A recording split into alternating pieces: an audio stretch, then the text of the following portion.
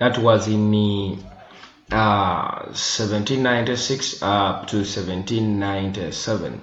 So at the age of 27, Napoleon was made the commander of the French army in Italy. So it was in the Italian campaign that Napoleon laid a foundation of his incredible military fame. So he defeated the king of Sardinia and got Nice and Savoy, where then he defeated the Australians in a number of battles in Italy, and he forced what we call Australian army to sign a treaty of Comproformio. So the Comproformio Treaty was signed in 1797, and in this Comproformio Treaty, it comprised of a number of terms and conditions that they agreed upon with Austria over the Italian state. Altogether. So after Napoleon defeating the Australians in a number of battles and signing the Comproformio Treaty in 1797, according to the terms of this treaty, France got Austria and the Netherlands, that is Belgium, and the Rhenia Highlands. France also got the right to set up what we call a republic called the we call it the Castle Plain in the northern Italy as a compensation for her losses. Austria was allowed to annex that part of Venetia, which lay east of the Adige. So the Italian campaign gave a death to the first coalition. So with the withdrawal of Sardinia and Austria, Britain alone was left out to carry on the struggle against the electorate government.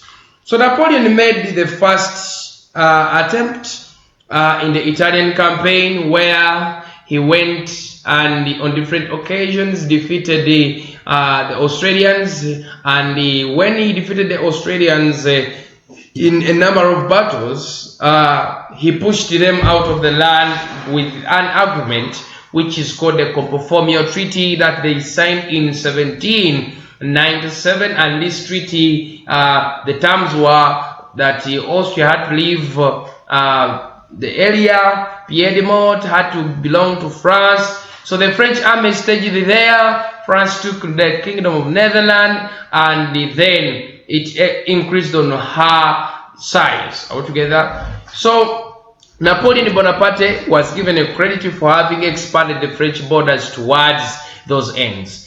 Then he went for the Egyptian campaign. That was in 1797. So Egypt was the next target of attack of the Directorate government, but Napoleon had the Great Eastern Desire. Altogether, Napoleon wanted to go in the Eastern Europe. The Great Eastern Desire. Napoleon had the Great Eastern Design. Altogether, of capturing what we call Constantinople. It is now the present day Istanbul, and then the Empire of Britain in India. With that end in view, he set what we call sail to Egypt in 1798. On the way, he pocketed what we call the Malta. He entered Egypt, which he easily conquered from the Turks after defeating them in the Battle of Pyramids. So in the Battle of Pyramids, Napoleon defeated the Ottoman rulers or the Ottoman army over Turkey, and this made him also to win the area, and he took it on behalf of France in 1798. But Napoleon tasted a naval defeat at the ends of what we call the Almil Nessel Almin Nelson of England in the Battle of Nile in 1798. So Napoleon at least had a defeat. He was defeated by the British. Remember, Britain was known as the master of the sea. So Napoleon made campaigns, the Italian and the Egyptian campaign. So second coalition, the French revises our return of Napoleon Bonaparte. So in the meantime, England formed the second coalition against France in 1798. So the leading member of the coalitions were Britain or England, Russia, Austria, Naples, and Turkey. So in 1798, France conquered Switzerland and constituted what we call the Helvetic Republic to rule over Switzerland. So in the same year, Rome was attacked, the Pope was removed, and the Roman Republic was set. All together. So in 1799, Naples was conquered. The combined arms of Austria and Russia drove the French out of Italy. The Directorate government was not able to deal with what we call the situation. The French prestige was at its lowest ebb, and the people were what we call dissatisfied. To set what we call matters right, Napoleon hung back to France in 1799. He was given a raising reception by the people because they had great confidence in him. The French people had a lot of confidence in Napoleon, and because of the confidence they had in Napoleon, they all respected his work. They all believed in him. They all trusted him. They all had hope in him. He was like the Messiah. That's why on different occasions Napoleon did whatever possible to make sure that he maintains the love people have for him. He did everything actually to avoid disappointing the people of France. So Napoleon Bonaparte, he became a very, very strong common figure in Europe for good years, that even his body was more important than the living. Overthrow of the Directorate government.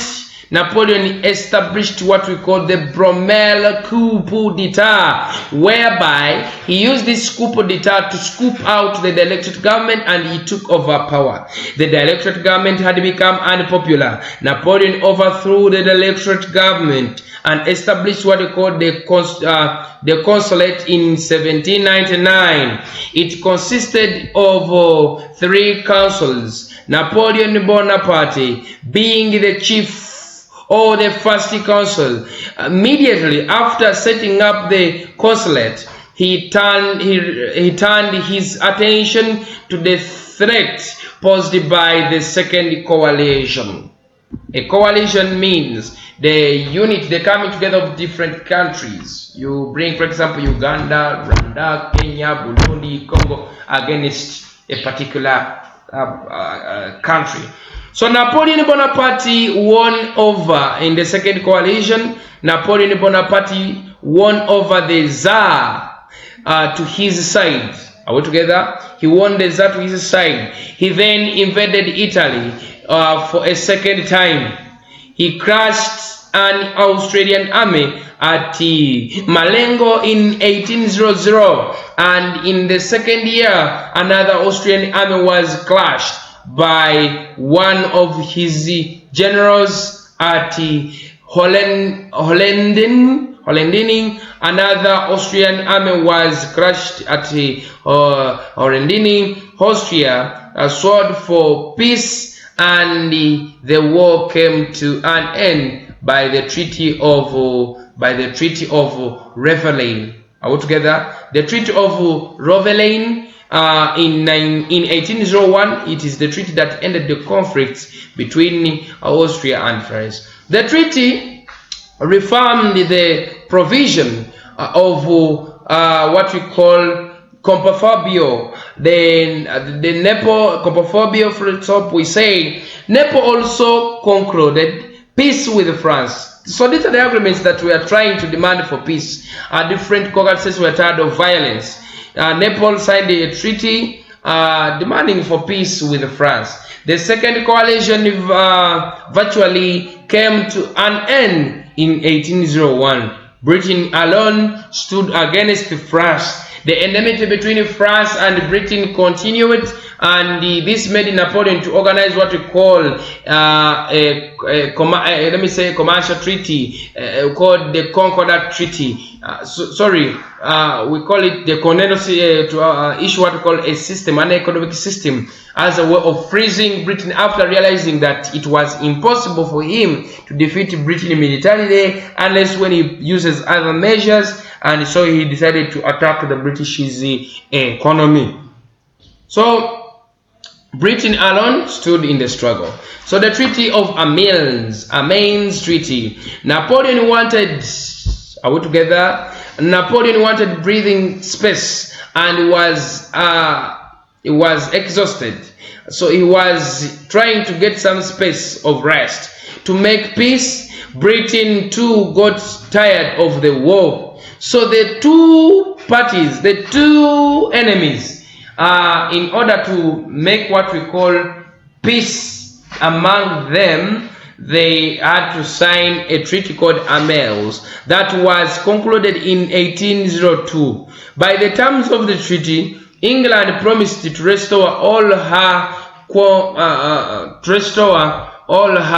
conquest from France and her allies except Cyron, and what we call the Trinidad. So France in her turn promised to evacuate Nepal and the Papal States. So the treaty left France very powerful in the Western Europe, and England on the sea, altogether on the sea.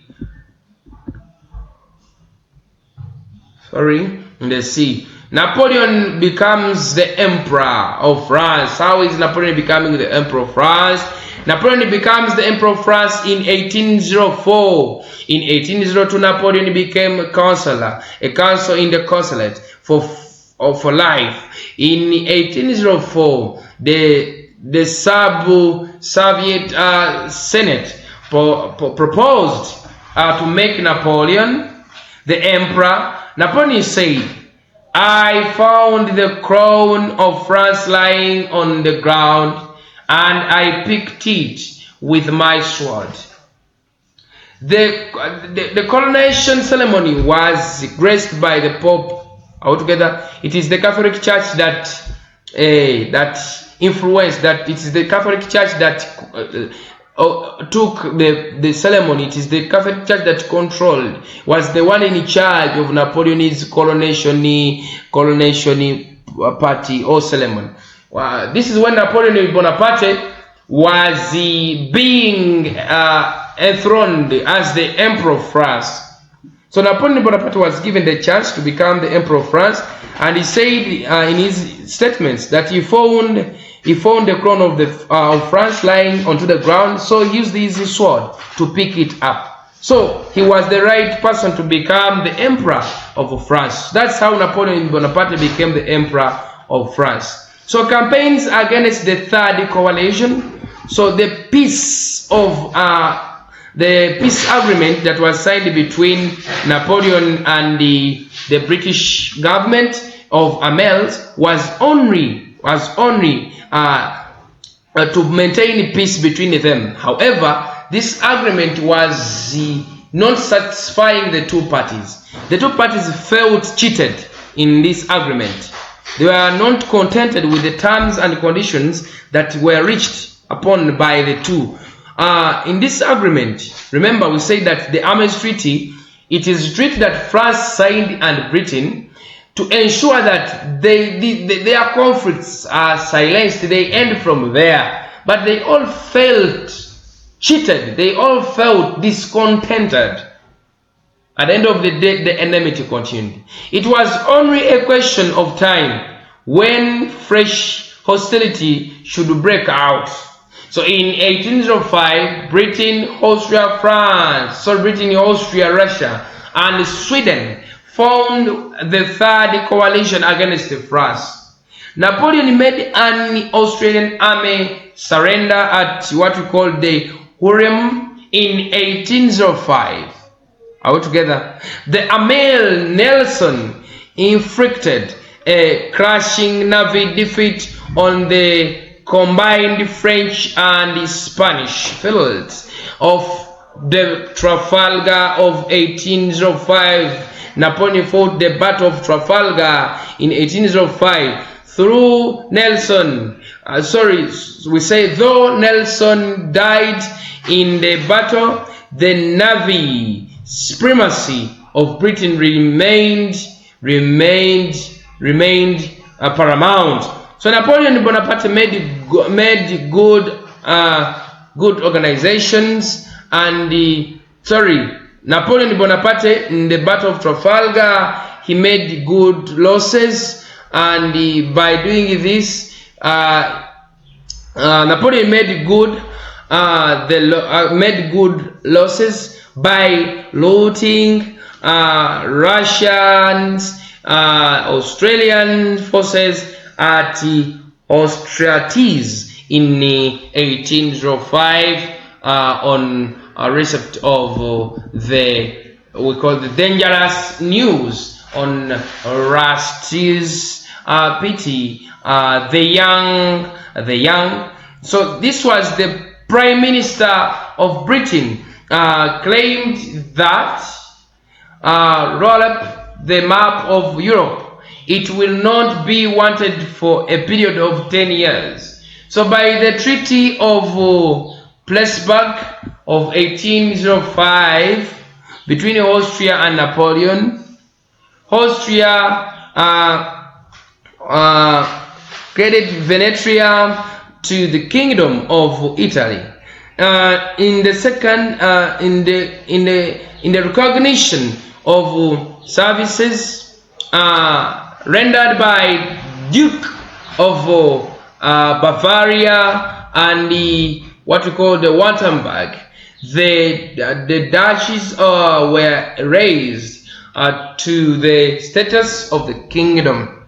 So he made his brother Joseph Bonaparte King of Naples, and Louis Napoleon Bonaparte, another brother, King of Holland. He abolished the Holy Roman Empire in the 1804 and in 1806, and he constituted it into what we call the Federation of Rhineland. So that is Napoleon Bonaparte.